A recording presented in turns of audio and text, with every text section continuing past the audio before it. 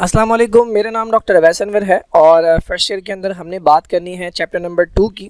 Chapter number 2 का ये start है, ये पहली वीडियो है। चैप्टर नंबर 2 बायोलॉजिकल मॉलिक्यूल से रिलेटेड है, बायोकेमिस्ट्री से रिलेटेड है। तो पहले थोड़ी सी बात उसके इंट्रोडक्शन की करेंगे, कुछ बेसिक बातें करेंगे, उसके बाद फिर एक एक करके बायोलॉजिकल मॉलिक्यूल्स हम इस चैप्टर के अंदर डिस्कस करेंगे। तो पहली बात तो बायोकेमिस्ट्री है क्या। बायोकेमिस्ट्री की आपने चैप्टर नंबर क्लास 9th के अंदर और फर्स्ट ईयर के अंदर भी फर्स्ट चैप्टर में डेफिनेशन पढ़ी थी कि बायोकेमिस्ट्री एक ब्रांच है बायोलॉजी की कि जिसके अंदर आप वो तमाम केमिकल्स स्टडी करते हैं कि जिनका ताल्लुक कहीं ना कहीं लाइफ के साथ एसोसिएटेड लाइफ के साथ होता है। यानी वो तमाम मॉलिक्यूल्स जो लिविंग ऑर्गेनिजम्स की बॉडी में पाए जाते हैं या लिविंग ऑर्गेनिजम्स के लिए ज़रूरी होते हैं, चाहे वो नॉन लिविंग हो, लेकिन वो तमाम मॉलिक्यूल्स जो हैं वो स्टडी किए जाते हैं बायोकेमिस्ट्री के अंदर। फॉर एग्जांपल वाटर एक मॉलिक्यूल है, ये नॉन लिविंग है, बट चूंकि इसकी एसोसिएशन है लिविंग ऑर्गेनिज्म के साथ तो आप इसे स्टडी करते हैं बायोकेमिस्ट्री के अंदर। सिमिलरली ऑक्सीजन है, सिमिलरली कार्बन डाइऑक्साइड है, सिमिलरली आपकी प्रोटीन्स हैं, कार्बोहाइड्रेट्स हैं, ये सारे नॉन लिविंग मटेरियल्स हैं, लेकिन फिर भी इन्हें स्टडी किया जाता है, बहुत डिटेल में स्टडी किया जाता है, इनका स्ट्रक्चर, इनका फंक्शन स्टडी किया जाता है। क्यों? Because these molecules are associated with life, और यही मॉलिक्यूल्स जो मिलकर लिविंग ऑर्गेनिजम्स की बॉडी बनाते हैं और उनके अंदर के फंक्शंस को कंट्रोल करते हैं। अब बायोकेमिस्ट्री पढ़ने की ज़रूरत क्या है या बायोकेमिस्ट्री पढ़ने का फ़ायदा क्या है, तो यहाँ पर 2-3 रीज़न दिए हैं, मैं एक्सप्लेन कर दूँ। पहला रीज़न क्या है कि ये इन्फॉर्मेशन प्रोवाइड करती है अबाउट ऑल द प्रोसेसेस, जो बॉडी के अंदर जितने भी काम चल रहे होते हैं उनके बारे में डिटेल इन्फॉर्मेशन आपको बायोकेमिस्ट्री में मिलती है। फॉर एग्जांपल आप पढ़ते हैं फोटोसिंथेसिस के अंदर प्लांट्स जो हैं वो कार्बन डाइऑक्साइड को कंबाइन करते हैं वाटर के साथ और उसके नतीजे में ग्लूकोज बना लेते हैं। अब इतनी सी बात जानना काफ़ी नहीं है, आपको मॉलिक्यूलर लेवल पर जाकर देखना पड़ेगा कि किस तरह कार्बन डाइऑक्साइड और वाटर मिलते हैं, कौन कौन से मॉलिक्यूल्स इन्वॉल्व होते हैं, कौन कौन से एंजाइम्स इन्वॉल्व होते हैं, कौन कौन सी प्रोटीन्स जो हैं वो काम करती हैं, किस तरह से एक के बाद एक रिएक्शन होता है और फाइनली जाकर ग्लूकोज बनता है। सिमिलरली आप बढ़ते हैं कि हम जो खाना खाते हैं वो जब टूटता है इसे डाइजेशन कहते हैं, और फिर जो डाइजेस्टेड पार्टिकल्स हैं यानी जो ग्लूकोज है या अमीनो एसिड हैं ये चले जाते हैं ब्लड में और ब्लड से ये जाते हैं सेल के अंदर। अब जब ग्लूकोज सेल के अंदर जाता है तो वहाँ पर उस ग्लूकोज को तोड़कर एनर्जी निकाली जाती है। ये प्रोसेस कहलाता है रेस्पायरेशन या इसे सेलुलर रेस्पायरेशन भी कहते हैं। ये काम होता है माइटोकॉन्ड्रिया के अंदर। तो माइटोकॉन्ड्रिया को आपने पढ़ा होगा कभी, पावर हाउस कहते हैं क्योंकि इसका काम एटीपी प्रोडक्शन होता है। अब हमें इतना पता है, लेकिन इतना जानना काफ़ी नहीं है, हमें ये मालूम करना पड़ेगा कि कैसे ग्लूकोज जब सेल के अंदर एंटर होता है तो कितने स्टेप्स लगते हैं, कौन कौन से फैक्टर्स इन्वॉल्व होते हैं, कौन कौन से मॉलिक्यूल्स जो हैं वो ग्लूकोज को तोड़कर एनर्जी बनाने में इन्वॉल्व होते हैं। सिमिलरली आप बढ़ते हैं कि जितनी भी इंफॉर्मेशन है किसी भी ऑर्गेनिज्म की वो उसके डीएनए के अंदर होती है, यानी जो रेसिपी है लाइफ की वो डीएनए है।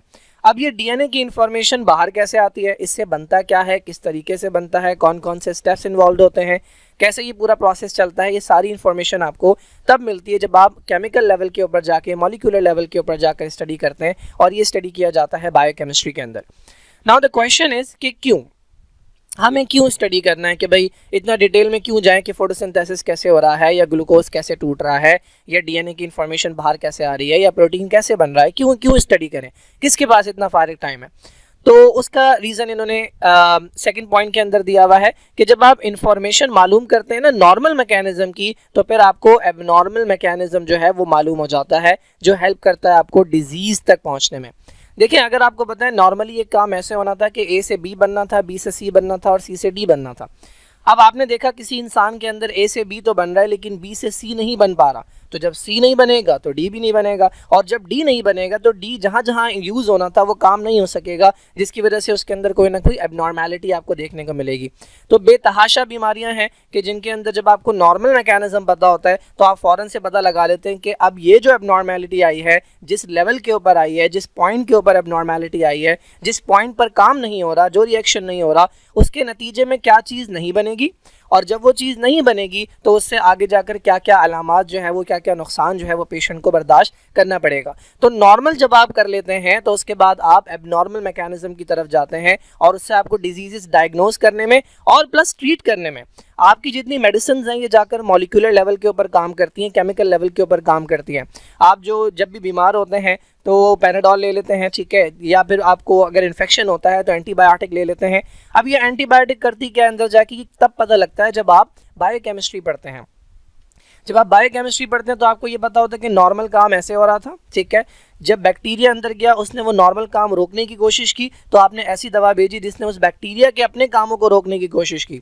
तो ये तमाम चीज़ें स्टडी की जाती हैं बायोकेमिस्ट्री के अंदर, और बायोकेमिस्ट्री के बगैर जो है वो ये तमाम चीज़ें पॉसिबल नहीं होती, क्योंकि जब तक आपको मॉलिक्यूलर लेवल पे नॉर्मल मैकेनिज्म नहीं पता होगा, आप ना तो एबनॉर्मल आइडेंटिफाई कर सकेंगे और ना उसे दोबारा नॉर्मल पे लाने के लिए कोई दवा या कोई तरीका जो है वो बना सकेंगे। तीसरा क्या है भाई, बहुत सारी ऐसी बातें थी, बहुत सारे ऐसे कॉन्सेप्ट थे कि जो बायोकेमिस्ट्री से पहले जो है वो बहुत ज़्यादा मतलब हमें समझ नहीं आते थे। फॉर एग्जांपल यहाँ पे कुछ बातें बताई गई हैं, कहाँ चला गया, हाँ। तो पहला है कि how does a fertilize egg give rise to different type of cell. आपको पता है कि एनिमल की जो लाइफ स्टार्ट होती है वो स्पर्म और ओवम से होती है। स्पर्म मेल से आता है और ओवम फीमेल से आता है। अब ये मिलके बनाते हैं एक सेल जिसे हम कहते हैं जाइगोट। तो कहानी यहाँ से स्टार्ट हो रही है। हम कभी जो है वो सिर्फ एक सेल थे, आज हमारी बॉडी के अंदर ट्रिलियंस ऑफ सेल्स हैं, अरबों खरबों सेल्स हैं। लेकिन ये तमाम सेल्स एक जैसे नहीं है, ये तमाम सेल्स एक दूसरे से डिफरेंट है, स्ट्रक्चर में भी और फंक्शन में भी। आप अगर हार्ट का सेल निकाल के देखें और उसे कंपेयर करें इंटेस्टाइन के सेल से, तो उन दोनों का स्ट्रक्चर भी डिफरेंट होगा और उन दोनों का फंक्शन भी डिफरेंट होगा। आँख का सेल जो है वो कान के सेल से, कान का सेल जो है वो ज़बान के सेल से, और ज़बान का सेल जो है वो बालों के सेल से। ये तमाम सेल्स डिफरेंट है स्ट्रक्चर में और फंक्शन में। तो क्वेश्चन ये है कि बने तो ये एक ही सेल से हैं जिसका नाम था जाइगोट, कैसे एक ही जाइगोट से इतने मुख्तलिफ तरह के सेल बने, स्ट्रक्चर वाइज भी और फंक्शन वाइज भी। अच्छा, इसके अलावा ये हम बायोकेमिस्ट्री से पता लगाते हैं। उसके बाद सेल्स जो हैं, आपको पता है जब सेल्स मिलते हैं तो टिश्यू बनता है, और जब टिश्यूज़ मिलते हैं तो ऑर्गन बनता है। तो कैसे सेल्स जो हैं वो एक दूसरे को आइडेंटिफाई करते हैं, पहचानते हैं, एक दूसरे के करीब जाते हैं ताकि वो टिश्यू बना सके और टिश्यू से फिर जो है वो ऑर्गन बना सके। मतलब कैसे सेल्स को पता लगता है कि हमने किन सेल्स के साथ, अब जो स्टमक है आपका, ये एक ऑर्गन है। स्टमक के अंदर डिफरेंट तरह के टिश्यूज़ पाए जाते हैं और उसके अंदर डिफरेंट तरह के सेल्स होते हैं। कैसे पता लगा इन सेल्स को कि इन्होंने ही कंबाइन होना है और यहाँ के कोई सेल ने हाथ के सेल के साथ कंबाइन होकर स्टमक नहीं बनाना। ये तमाम बातें हमें पता लगती हैं बायोकेमिस्ट्री पढ़ने से। सिमिलरली सेल की ग्रोथ कंट्रोल कैसे होती है, यानी कब सेल को पता लगता है कि उसने डिवीजन स्टार्ट करनी है और कब सेल को पता लगता है कि उसने अब डिवीजन रोक देनी है। ऐसा क्यों नहीं होता कि एक सेल मुसलसल डिवाइड ही करता चला जाए। तो ये तमाम चीज़ें बायोकेमिस्ट्री के अंदर पढ़ते हैं। Similarly what are the causes of cancer. Cancer कहते हैं एबनॉर्मेलिटी को। जो हमारे सेल के अंदर डीएनए होता है, जब वो ख़राब हो जाता है, डीएनए की ख़राबी को, डीएनए में चेंज आने को हम कहते हैं म्यूटेशन। तो डीएनए में जब म्यूटेशन आती है तो that leads to abnormality of cell. तो ये तमाम चीज़ें जब आप डीएनए का स्ट्रक्चर पढ़ेंगे, डीएनए का फंक्शन पढ़ेंगे, तब आपको पता होगा कि कहाँ एबनॉर्मेलिटी आने के ऊपर सेल इतना पागल हो जाता है कि हम उसे कैंसर करार दे देते हैं, एबनॉर्मल सेल करार दे देते हैं। तो ये तमाम रीजंस हैं कि जिसकी वजह से बायोकेमिस्ट्री एक इंपॉर्टेंट सब्जेक्ट है टू स्टडी, और ये इसकी इंपॉर्टेंस है यहाँ पे। बाकी अगर आप फंडामेंटली भी देखें तो हम कहते हैं कि हम लिविंग ऑर्गेनिज्म है, क्योंकि लिविंग ऑर्गेनिज्म सेल से बने होते हैं, हम सेल से बने हैं। लेकिन अगर आप खुद सेल का स्ट्रक्चर देखें तो सेल जो है वो बड़े बड़े मॉलिक्यूल से बनता है, जिनमें प्रोटीन्स हैं, कार्बोहाइड्रेट हैं, लिपिड है और न्यूक्लिक एसिड है। अगर इन मॉलिक्यूल्स की हम बात करें तो ये खुद प्रोटीन जो है वो कोई लिविंग मॉलिक्यूल नहीं है, प्रोटीन एक नॉन लिविंग मॉलिक्यूल है। कार्बोहाइड्रेट एक लिविंग मॉलिक्यूल नहीं है, एक नॉन लिविंग मॉलिक्यूल है। तो बेसिकली यही नॉन लिविंग मॉलिक्यूल्स हैं जो मिलकर हम लिविंग ऑर्गेनिज्म को बनाते हैं। तो अगर आपको इनका स्ट्रक्चर, इनका फंक्शन पता हो तो आपको लिविंग ऑर्गेनिज्म कैसे काम करते हैं ये समझ आ जाएगा। तो बेसिकली अगर आप फंडामेंटल लेवल के ऊपर जाएँ, बेसिक लेवल के ऊपर जाएँ, तो हम सेल से तो बने हुए हैं, लेकिन सेल खुद जो है वो बना हुआ है केमिकल से। तो दैट इज़ वाई बायोकेमिस्ट्री जो है वो और ज़्यादा इंपॉर्टेंट हो जाती है। थोड़ी सी बात कर लेते हैं केमिकल कंपोजिशन ऑफ सेल की। हमने अभी तो ये बात कर ली कि हम केमिकल से बने हैं, तो वो कौन से केमिकल्स हैं जो हमें बनाते हैं, जो लिविंग ऑर्गेनिज्म की बॉडी को बनाते हैं, ये डिस्कस कर लेते हैं। तो पहला वर्ड तो है हमारे पास प्रोटोप्लाज्म। प्रोटोप्लाज्म किसे कहते हैं? ये हमारे पास सेल की मेम्ब्रेन है, ये न्यूक्लियस है, ठीक है, और ये न्यूक्लियस के अंदर डीएनए वगैरह है। सेल की मेम्ब्रेन के अंदर यहाँ से लेकर इस मेम्ब्रेन तक, ठीक है, मतलब सेल की मेम्ब्रेन के अंदर जितना भी मटीरियल है, क्या क्या है इसमें? साइटोप्लाज्म और न्यूक्लियस, इन दोनों को मिलाकर कहा जाता है प्रोटोप्लाज्म, ठीक है। This is the living material, ये प्रोटोप्लाज्म कहलाता है। अब अगर आप इस प्रोटोप्लाज्म को देखें तो इसके अंदर आपको 70 to 90% मिलता है वाटर। आपने हमेशा पढ़ा होगा कि हम जो है वो ज़्यादातर वाटर से बने हुए हैं। अगर आप सेल के अंदर से पानी को एवापोरेट कर दें, निकाल दें, तो अब जो बच जाता है उसे कहा जाता है ड्राई वेट। सूखा मटेरियल रह जाएगा, that is known as dry weight. अब इस ड्राई वेट के अंदर जितनी भी चीज़ें आती हैं वो तमाम बेसिकली कार्बन कंटेनिंग मॉलिक्यूल्स होते हैं मेनली, ज़्यादातर इसमें कार्बन कंटेनिंग मॉलिक्यूल्स हैं जिन्हें हम कहते हैं ऑर्गेनिक मॉलिक्यूल्स। ऑर्गेनिक मॉलिक्यूल्स को पहले डिफाइन ऐसे किया जाता था कि ये वो मॉलिक्यूल्स हैं जो सिर्फ और सिर्फ लिविंग ऑर्गेनिज्म की बॉडी में बनते हैं, लेकिन चूंकि बाद में लैब्स के अंदर ऑर्गेनिक मॉलिक्यूल्स बनाए जाने लगे तो ऑर्गेनिक मॉलिक्यूल्स की डेफिनेशन चेंज हो गई, ये मैं आगे बताऊंगा। तो अब लिविंग ऑर्गेनिज्म के अंदर जो मॉलिक्यूल प्रोड्यूस होते हैं वो कहलाते हैं बायोकेमिकल्स। हमारी बॉडी को अगर आप तोड़ के देखें एटम्स के अंदर, ठीक है, अगर आप एटम्स के अंदर हमारी बॉडी को तोड़ के देखें तो आपको ये 6 एलिमेंट नजर आएंगे जिनसे हमारा मेजर जो बॉडी है हमारी मेजरली वो इनसे बनी हुई है। कितना परसेंट? 98%। कार्बन है, हाइड्रोजन है, नाइट्रोजन है, ऑक्सीजन है, फास्फोरस है और सल्फर है।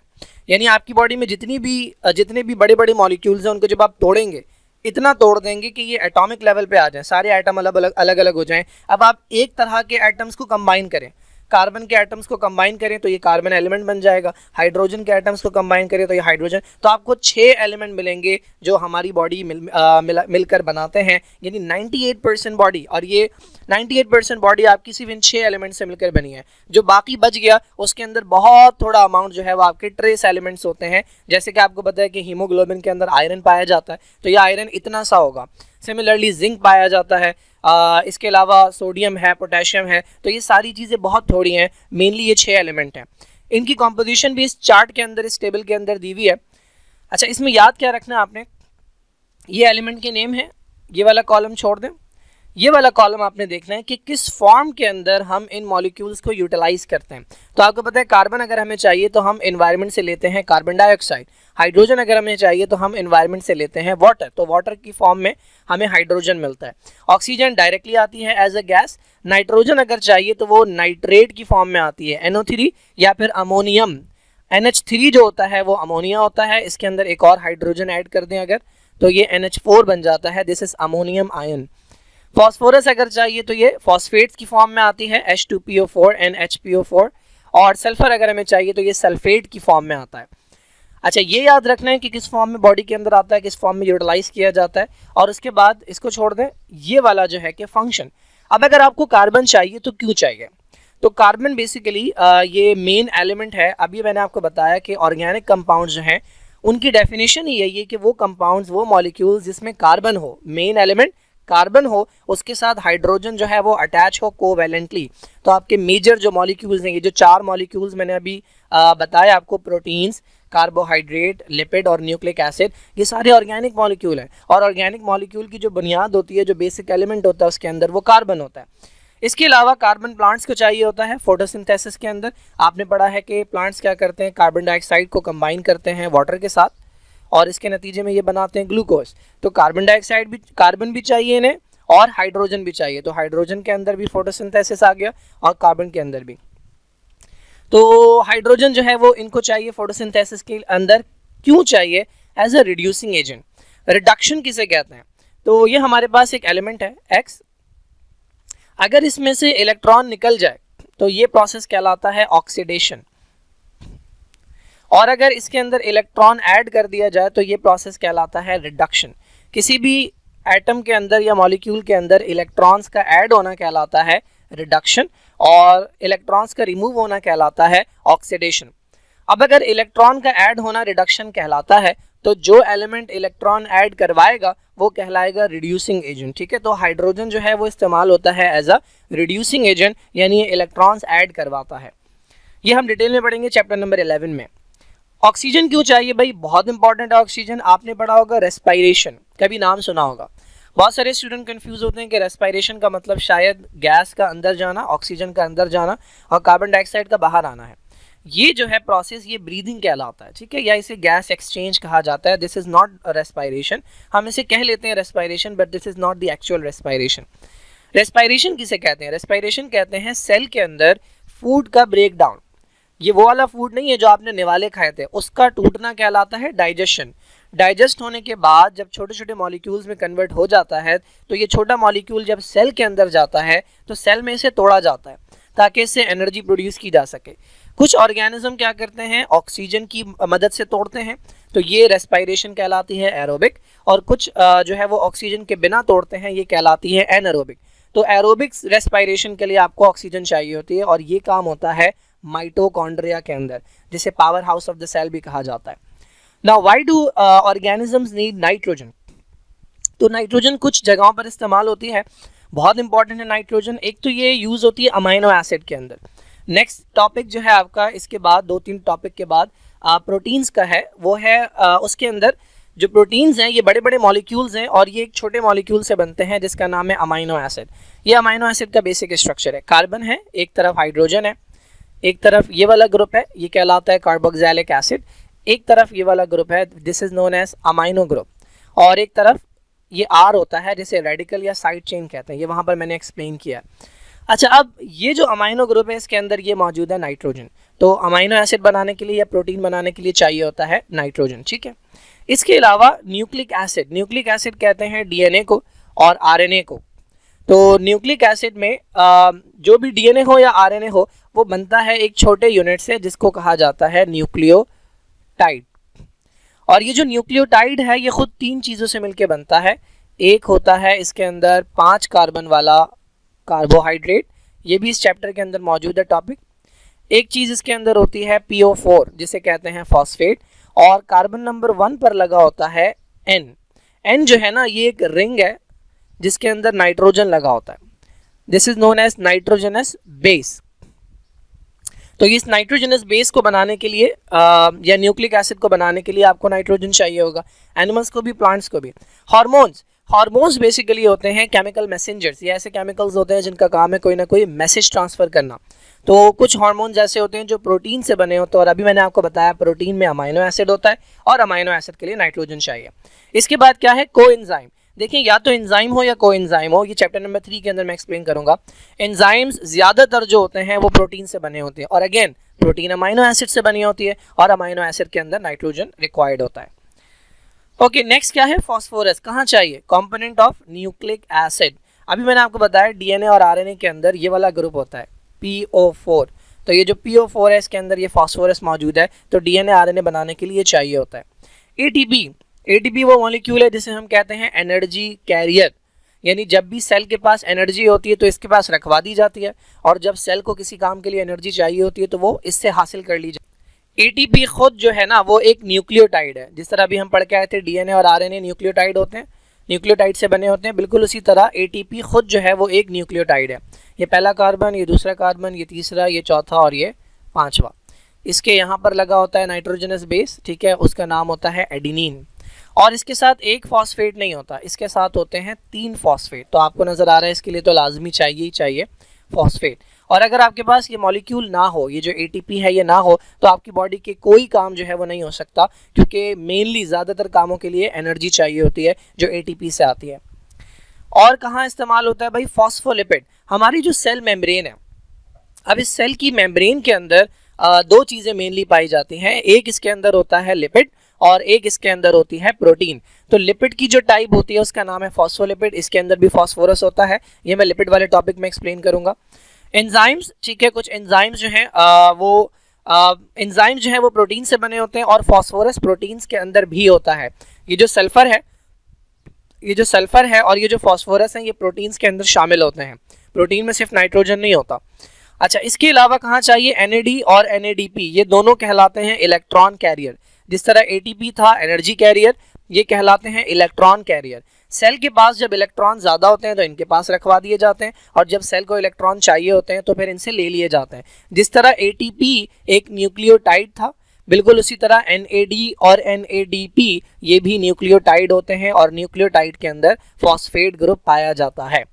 The last thing is sulphur, ठीक है। सल्फर जो है वो अगेन प्रोटीन का पार्ट है, प्रोटीन के अंदर नाइट्रोजन भी होता है, सल्फर भी होता है और फॉस्फोरस भी होता है। और कोएंजाइम एक ऐसा मॉलिक्यूल होता है जो एंजाइम के साथ वर्क करता है, तो इनके अंदर भी सल्फर पाया जाता है। अच्छा भाई, अब हमारे पास ये मेजर 5 तरह के मॉलिक्यूल्स हैं जो कि हमारा सेल बनाते हैं।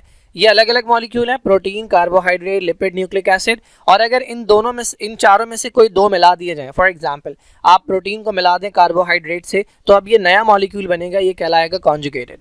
आप प्रोटीन को मिला दें लिपिड से तो ये नया मॉलिक्यूल बनेगा, कहलाएगा कॉन्जुगेटेड। आप प्रोटीन को मिला दें न्यूक्लिक एसिड से तो ये नया मॉलिक्यूल बनेगा, कहलाएगा कॉन्जुगेटेड, ठीक है। ये हम 1 बाय 1 पढ़ेंगे। अच्छा, एक हमारे पास कंपैरिजन दिया हुआ है बैक्टीरिया के सेल का और मैमल्स के सेल का। मैमल्स के अंदर कोई भी ले लें आप, अपना सेल ले लें। क्यों कंपैरिजन दिया हुआ है? व्हाई? बिकॉज बैक्टीरिया का सेल जो है वो कहलाता है प्रोकैरियोटिक और इंसानों का सेल जो है वो कहलाता है यूकैरियोटिक। तो इसमें याद क्या रखना है आपने, देखें दोनों के अंदर वाटर जो है वो बराबर है, तो इसको याद रखने की ज़रूरत नहीं है। आपने याद रखना है कि बैक्टीरिया के सेल में ये 3 चीज़ें कम हैं as compare to mammalian cell. Protein कम है, इसमें 15 है, इसमें 18 है। कार्बोहाइड्रेट कम है, इसमें 3% है, इसमें 4% है। लिपिड कम है, इसमें 2% है, इसमें 3% है। राइट? क्या चीज़ ज़्यादा है बैक्टीरिया के सेल में? तो वो है न्यूक्लिक एसिड। डीएनए और आरएनए की अगर हम बात करें तो वो ज़्यादा है बैक्टीरिया के सेल में percentage wise as compare to mammalian cell. And it make sense. क्यों? बिकॉज बैक्टीरिया का सेल जो है वो एक सेल जो है वही पूरा ऑर्गेनिज्म है। बैक्टीरिया एक यूनिसेलुलर ऑर्गेनिज्म होता है, तो उसी सेल ने सारे काम करने हैं, तो उसके पास पूरा का पूरा डीएनए होना चाहिए और ज़्यादा अमाउंट होना चाहिए डीएनए का। हमारे पास मैमल्स के सेल्स जो हैं, हम चूंकि मल्टी सेलुलर हैं और हमारी बॉडी के different parts different functions perform करते हैं, तो उसमें जो कंपोजिशन है, जो परसेंटेज है वो डीएनए और आरएनए की कम होती है। इसके बाद थोड़ी सी बात करनी है हमने ऑर्गेनिक मॉलिक्यूल्स की। मैंने पहले ही बताया था ऑर्गेनिक मॉलिक्यूल्स वो हैं जिनके बारे में कहा जाता था कि ये सिर्फ लिविंग बॉडी में बन सकते हैं, लिविंग बॉडी के बाहर नहीं बन सकते। लेकिन जब ये लैब में बनाए जाने लगे तो इनकी डेफिनेशन चेंज हो गई। मॉडर्न डेफिनेशन जो है वो ये है कि ऑर्गेनिक मॉलिक्यूल वो हैं जो कार्बन कंटेन करते हैं बेसिक एलिमेंट के तौर पे, और उसके साथ हाइड्रोजन जो है वो अटैच होता है कोवेलेंटली। ये कोवेलेंट बॉन्डिंग क्या होती है मैं अभी एक्सप्लेन करता हूँ। अच्छा, इसके अलावा इनऑर्गेनिक मॉलिक्यूल्स कौन से हैं जिसके अंदर कार्बन नहीं होगा बेसिक एलिमेंट के तौर पे, या अगर कार्बन है लेकिन वो हाइड्रोजन के साथ कोवेलेंटली या डायरेक्टली बाउंड नहीं है, तो ये इनऑर्गेनिक कहलाते हैं। कार्बन डाइऑक्साइड, कार्बन नजर आ रहा है लेकिन हाइड्रोजन नहीं है। कार्बन मोनोऑक्साइड, कार्बन नजर आ रहा है, हाइड्रोजन नहीं है। इसमें हाइड्रोजन नजर आ रहा है, कार्बन नहीं है। So these are inorganic molecules. अच्छा, अब ये हमारे पास 3-4 टर्म्स हैं, इन्हें समझना बहुत ज़रूरी है इस चैप्टर को आगे पढ़ने के लिए, समझने के लिए। तो बहुत आसान है ये। देखिए भाई, हमारे पास जो बड़ा मॉलिक्यूल होता है, मैंने आपको बताया कि जो सेल है वो बड़े बड़े मॉलिक्यूल से मिलकर बनता है, इन्हें मैक्रो मॉलिक्यूल्स कहते हैं। तो प्रोटीन जो है ये एक बड़ा मॉलिक्यूल है, कार्बोहाइड्रेट जो है बड़ा मॉलिक्यूल है। These are called macro molecules. और ये जो मैक्रो मॉलिक्यूल्स है ना, ये बहुत छोटे छोटे यूनिट से मिलकर बनते हैं। फॉर एग्जाम्पल, प्रोटीन जो है ये एक बड़ा मॉलिक्यूल है, और इसके लिए एक और वर्ड यूज़ किया जाता है, this is known as polymer. Polymer वो होता है जो एक तरह के यूनिट से मिलकर बने, यानी जिसके अंदर कोई एक चीज़ बार बार रिपीट हो रही हो। फॉर एग्जाम्पल, आपके घर की जो दीवार है वो एक पॉलीमर है, वो एक बड़ा सा स्ट्रक्चर है। उसमें क्या चीज़ रिपीट हो रही है? उसमें ईंट है जो रिपीट हो रही है, एक ब्लॉक है जो रिपीट हो रहा है। यानी अगर आप ब्लॉक रखते जाएं, ब्लॉक के ऊपर ब्लॉक, ब्लॉक के ऊपर ब्लॉक, तो आपकी दीवार बन जाती है। तो आपकी दीवार बड़ा स्ट्रक्चर है, ये कहलाएगा पॉलीमर। और इसके अंदर जो चीज़ रिपीट हो रही है, क्या चीज़ रिपीट हो रही है? इसमें ब्लॉक रिपीट हो रहा है, तो वो कहलाएगा इसका मोनोमर। बिल्कुल इसी तरह जो प्रोटीन है वो एक बड़ा स्ट्रक्चर है, एक लंबी सी चेन होती है, इसके अंदर कोई चीज़ बार बार रिपीट हो रही होती है, वो कहलाता है इसका मोनोमर। और प्रोटीन का जो मोनोमर है वो कहलाता है अमाइनो एसिड। सिमिलरली आप पढ़ेंगे कार्बोहाइड्रेट में एक वर्ड पॉलीसैकेराइड। पॉली का मतलब बहुत सारे, सैकेराइड का मतलब शुगर। पॉलीसैकेराइड एक बड़ा सा स्ट्रक्चर है। फॉर एग्जाम्पल, आपने नाम सुना होगा सेलुलोज का, जिससे प्लांट की सेल वॉल बनती है। सेलुलोज एक बहुत बड़ा सा स्ट्रक्चर है जिसके अंदर बहुत सारे छोटे छोटे स्ट्रक्चर ज्वाइन होते हैं। तो पॉलीसैकेराइड जो है ये कहलाएगा पॉलीमर, क्योंकि ये बड़ा स्ट्रक्चर है। और इसमें क्या चीज़ रिपीट हो रही होती है? इसमें रिपीट हो रहा होता है ग्लूकोज। तो ग्लूकोज इसका क्या कहलाएगा? ग्लूकोज इसका मोनोमर कहलाएगा। अभी मैंने आपको बताया न्यूक्लिक एसिड। न्यूक्लिक एसिड के अंदर डीएनए आ गया और आरएनए आ गया, ठीक है। डीएनए और आरएनए ये बड़े से स्ट्रक्चर है, तो बड़ा सा स्ट्रक्चर क्या कहलाता है? ये कहलाएगा पॉलीमर। और इसके अंदर एक छोटा सा स्ट्रक्चर है जो बार बार रिपीट हो रहा है, ये कहलाता है न्यूक्लियोटाइड। तो न्यूक्लियोटाइड जो है वो इसका मोनोमर है। बचपन में स्कूल में हम जो है वो असेंबली जब होती थी तो लाइंस लगाते थे, ठीक है। हर क्लास की अपनी एक लाइन होती थी, तो वो जो पूरी लाइन आपको नजर आ रही है वो एक पॉलीमर है। और उसके अंदर क्या चीज़ रिपीट हो रही है? उसके अंदर स्टूडेंट रिपीट हो रहा है, तो स्टूडेंट जो है वो उस लाइन का मोनोमर है। लड़कियां जो हार पहनती हैं मोतियों का, वो पूरा हार जो है वो एक पॉलीमर है, और उसके अंदर जो एक मोती है वो मोनोमर है। ट्रेन जो है वो पूरी बड़ा सा स्ट्रक्चर है, ये एक पॉलीमर है, और उसके अंदर जो एक डब्बा है वो उसका मोनोमर है, ठीक है। तो ये बेसिक डेफिनेशन है मोनोमर की। पॉलीमर बड़ा सा स्ट्रक्चर है, ठीक है, और मोनोमर वो चीज़ है जो उसके अंदर बार बार रिपीट हो रही है। इसे बिल्डिंग ब्लॉक या सब यूनिट कहा जाता है। तो मैंने अभी बताया कि प्रोटीन्स जो हैं वो पॉलीमर है और उसका जो मोनोमर है वो अमाइनो एसिड है, ठीक है। सिमिलरली पॉलीसैकेराइड बड़े कार्बोहाइड्रेट होते हैं और ये जिन छोटे यूनिट से बनते हैं, like glucose is a monosaccharide, ये एक्सप्लेन करूंगा मैं आगे, तो ये इसका मोनोमर है। सिमिलरली फैट जो है ये लिपिड की बड़ी टाइप है और फैट किसके मिलने से बनता है, फैटी एसिड और ग्लिसरॉल, तो ये इसके मोनोमर है। सिमिलरली न्यूक्लिक एसिड, डीएनए और आरएनए, ये बड़ा स्ट्रक्चर है और ये न्यूक्लियोटाइड की रिपीट होने से बनता है, तो ये इसका मोनोमर है। अच्छा, अब होता क्या है, आपको अगर पॉलीमर बनाना है, जैसे कि मैंने आपको बताया, अगर आपको दीवार बनानी है तो आपको क्या करना पड़ेगा, आपको दो ईंटों को जोड़ना पड़ेगा, फिर दूसरी को तीसरी के साथ, तीसरी को चौथी के साथ। बिल्कुल इसी तरीके से अगर आप पॉलीमर बनाना चाह रहे हैं तो आपको मोनोमर को जोड़ना पड़ेगा। तो हमने जोड़ने का प्रोसेस देखना है। देखें, हमारे पास ये एक मोनोमर है, ठीक है, और ये हमारे पास दूसरा मोनोमर है। ये जोड़ना चाहते हैं लेकिन ये जुड़ नहीं पा रहे। क्यों नहीं जुड़ पा रहे? क्योंकि ये स्टेबल है, इनके पास जगह नहीं है कि ये दोनों एक दूसरे के साथ मिल सकें। ये बिल्कुल इस तरह है कि आप जब शॉपिंग पे जाते हैं, मेल्स तो नहीं लेकिन फीमेल्स जब शॉपिंग करती हैं तो बहुत ज़्यादा ही शॉपिंग करती हैं, तो उनके दोनों हाथों के अंदर शॉपर्स होते हैं, ठीक है, बहुत ज़्यादा सामान होता है। अब अगर दो दोस्तें मिली हैं कहीं मॉल के अंदर और वो हाथ मिलाना चाह रही हैं तो वो हाथ नहीं मिला सकती। क्यों नहीं मिला सकती? क्योंकि उनके दोनों हाथ क्या हैं, ऑक्यूपाइड हैं। तो जब तक वो अपने हाथ से शॉपर नहीं हटाएंगी तब तक जगह नहीं बनेगी और वो आपस में बॉन्ड नहीं बना सकती, यानी हाथ मिला नहीं सकती। बिल्कुल इसी तरीके से इन दोनों मोनोमर्स के साथ कुछ ना कुछ अटैच है। इसके साथ अटैच है हाइड्रोजन और इसके साथ अटैच है OH, ठीक है। तो अगर ये दोनों जुड़ना चाहते हैं तो इन्हें कुर्बानी देनी पड़ेगी। इसमें से निकलेगा हाइड्रोजन और इसमें से निकलेगा OH और ये दोनों मिल जाएंगे। जब ये दोनों मिलेंगे तो क्या बनेगा? वाटर। अच्छा, जब ये दोनों यहाँ से हट गए, हाइड्रोजन यहाँ से हट गया और OH यहाँ से हट गया, तो जगह बन गई। ये जो जगह बनी है इसके नतीजे में ये दोनों आपस में जुड़ जाएंगे, इनके दरमियान बन जाएगा बॉन्ड, ठीक है। तो इस तरह से दो मोनोमर्स जो हैं वो ज्वाइन हो गए और इसके साथ और मोनोमर्स ज्वाइन होते जाएंगे तो ये पॉलीमर बनता जाएगा। तो ये वाला प्रोसेस जिसके अंदर मोनोमर्स ज्वाइन हो रहे हैं ये कहलाता है कंडेंसेशन। और इस टाइप की कंडेंसेशन को हम कहते हैं डिहाइड्रेशन सिंथेसिस। सिंथेसिस क्यों कह रहे हैं? क्योंकि कोई चीज़ बन रही है। डिहाइड्रेशन क्यों कह रहे हैं? क्योंकि क्या चीज़ रिमूव हो रही है? वाटर रिमूव हो रहा है। वाटर का रिमूवल कहलाता है डिहाइड्रेशन। तो बेसिकली कंडेंसेशन वो प्रोसेस है कि जिसमें दो मोनोमर्स जुड़ते हैं और अगर इस तरह से जुड़े कि एक में से हाइड्रोजन निकल जाए, ठीक है, एक मोनोमर में से हाइड्रोजन निकल जाए और एक में से OH निकल जाए और ये दोनों मिलके क्या बना दे? ये दोनों मिलके वाटर बना दे, तो ये कहलाता है this type of condensation is called dehydration synthesis. ये डायग्राम अगर मैं आपको दिखाऊं, इसमें ये वाला साइड जो है, ये वाला साइड ये कंडेंसेशन को शो कर रहा है। देखें, दिस इज वन मोनोमर, ठीक है, ये एक मोनोमर है और ये दूसरा मोनोमर है। ये आपस में जोड़ना चाहते हैं लेकिन मैंने बताया कि ये दोनों चूंकि स्टेबल हैं, इनके पास जगह नहीं है कि ये दोनों आपस में हाथ मिलाकर रह सकें। तो हुआ क्या, इस मोनोमर में से निकला OH, इस मोनोमर में से निकला हाइड्रोजन। जब ये दोनों निकल गए तो क्या बन गया? वाटर बन गया। इनके निकलने की वजह से यहाँ पर जो बॉन्ड टूटा है, इधर भी एक बॉन्ड बनाने की एबिलिटी आ गई, इधर भी एक बॉन्ड बनाने की एबिलिटी आ गई, तो इन दोनों ने आपस में बॉन्ड बना लिया और ये जुड़ गए। तो इस तरह से दो मोनोमर्स आपस में जुड़ते हैं और वाटर रिमूव होता है। ये कहलाता है कंडेंसेशन या this is known as dehydration synthesis. और इसके लिए कोई ना कोई प्रॉपर एंजाइम चाहिए होता है, खुद ब खुद नहीं होता काम, कोई ना कोई एंजाइम होता है जो जोड़ने का काम करता है और इसके लिए ATP भी रिक्वायर्ड होती है, यानी एनर्जी चाहिए होती है। अब इसका उलट क्या है? अभी हमने क्या किया था, दो को जोड़ा था, ठीक है, इनको हमने मिला दिया था और इसके नतीजे में क्या रिलीज हुआ था? वाटर। अब अगर हम चाह रहे हैं कि ये दोनों जो जुड़े हुए इनको तोड़ दिया जाए तो क्या करेंगे? वाटर ऐड करेंगे। जैसे ही वाटर ऐड करेंगे तो ये रिएक्शन उलट हो जाएगा और ये दोनों अलग अलग हो जाएंगे और इसके साथ यहाँ पे आके हाइड्रोजन लग जाएगा दोबारा और इसके साथ OH लग जाएगा। ये प्रोसेस के जिसके अंदर पॉलीमर को तोड़ा जाता है मोनोमर के अंदर।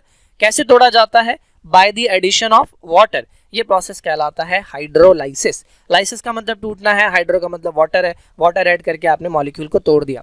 तो अगर आप इस डायरेक्शन के अंदर जा रहे हैं तो ये कंडेंसेशन है, अगर आप इस डायरेक्शन के अंदर जा रहे हैं तो ये हाइड्रोलाइसिस है।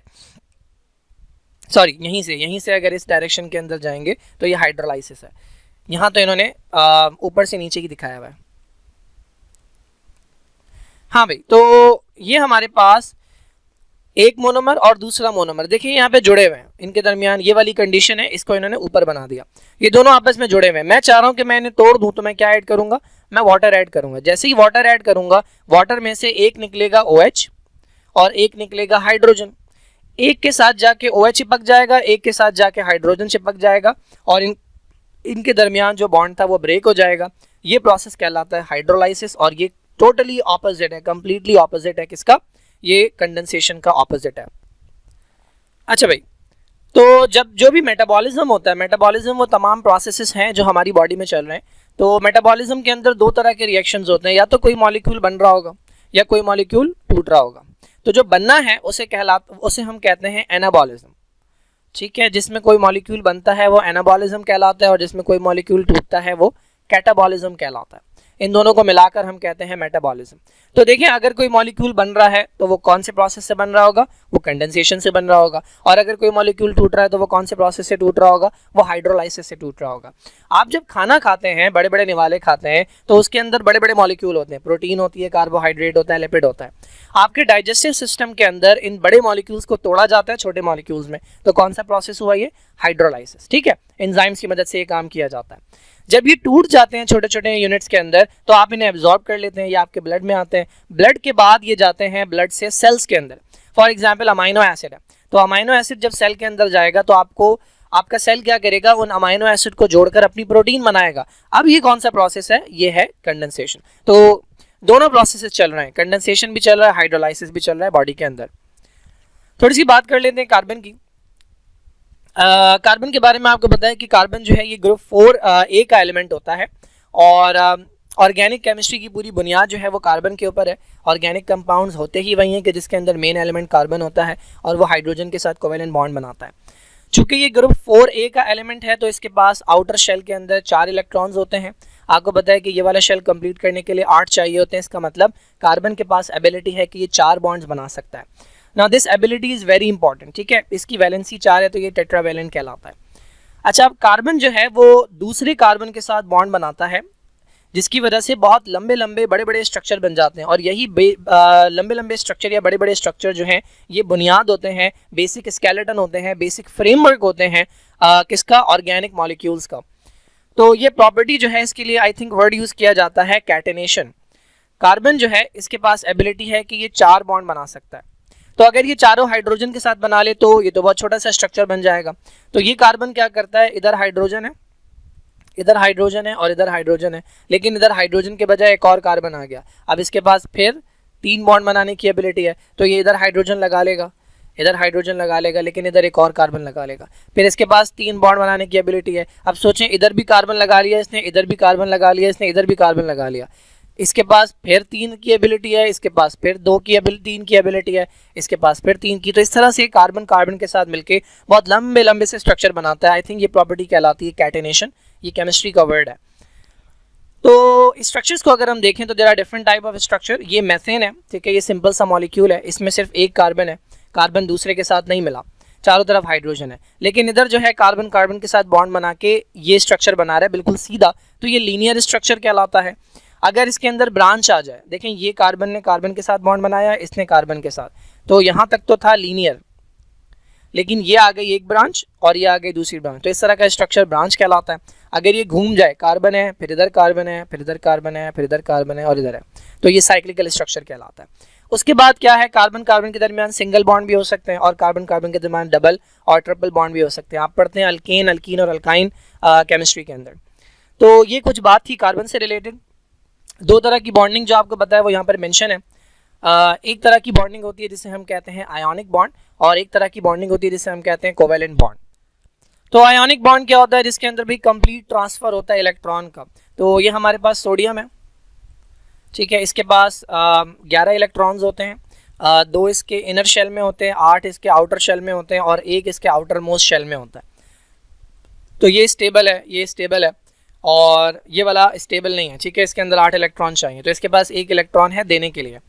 और ये जो क्लोरीन है इसके पास 2 इलेक्ट्रॉन अंदर हैं, फिर 8 इलेक्ट्रॉन हैं उसके बाद इसके पास आउटर शेल में 7 इलेक्ट्रॉन है, तो इसको कंप्लीट होने के लिए 1 चाहिए, इसको कंप्लीट होने के लिए 7 चाहिए। तो ये क्या करता है, अपना 1 इलेक्ट्रॉन इसके हवाले कर देता है, तो ये कंप्लीट हो जाता है, इससे इन दोनों के दरमियान बॉन्ड बन जाता है और ये बॉन्ड कहलाता है आयोनिक बॉन्ड, जिसके अंदर कंप्लीट ट्रांसफर होता है। तो ये एटम जो है ये कहलाएगा डोनर, और जब इसमें से इलेक्ट्रॉन निकल जाएगा इसके ऊपर पॉजिटिव चार्ज आ जाएगा, और ये एटम कहलाता है ये एक्सेप्टर कहलाता है, रिसेप्टर नहीं एक्सेप्टर कहलाता है ये। और इसके ऊपर जब इसमें जब इलेक्ट्रॉन आएगा तो नेगेटिव चार्ज आ जाएगा और ये दोनों आपस में बॉन्ड बना लेंगे। ये बिल्कुल उसी तरह है कि 2 दोस्त हैं और उनमें से एक ऐसा होता है कि जिसके पास पैसे होते हैं खाना ख़रीदने के लिए, ठीक है, चीज़ें ख़रीदने के लिए, और दूसरा भुक्कड़ होता है जिसके पास पैसे नहीं होते। तो ये वो दोस्त है कि जो जिसके पास पैसा ही पैसा है, एक्स्ट्रा पैसे हैं, तो ये क्या करता है, कुछ पैसे ऐसे दे देता है जिसकी वजह से इन दोनों के दरमियान फ्रेंडशिप बन जाती है। हमेशा ये खिलाता है, ठीक है, और ये खाता है, और इन दोनों की जो फ्रेंडशिप है ये आयोनिक कहलाती है। इसके बरक्स कोवेलेंट के अंदर क्या होता है, कोवेलेंट के अंदर म्यूचुअल शेयरिंग होती है। फॉर एग्जांपल ये हाइड्रोजन है, इसके पास ये 1 इलेक्ट्रॉन है, और ये दूसरा हाइड्रोजन है, इसके पास भी 1 इलेक्ट्रॉन है। पहला शेल कंप्लीट करने के लिए 2 चाहिए होते हैं, तो ये दोनों बराबर से अपने इलेक्ट्रॉन शेयर करते हैं। तो ये म्यूचुअल शेयरिंग जो है ये कोवेलेंट बॉन्ड कहलाता है। ये इस तरह है कि 2 दोस्त जाएं कहीं खाना खाने और जब बिल आए तो वो बराबर से शेयर करें, तो ये जो बॉन्डिंग है, ये जो फ्रेंडशिप है, ये कहलाती है कोवेलेंट बॉन्डिंग। तो ये 2 बेसिक टाइप की बॉन्डिंग होती हैं केमिस्ट्री के अंदर। आई होप ये लेक्चर समझ आया होगा आपको।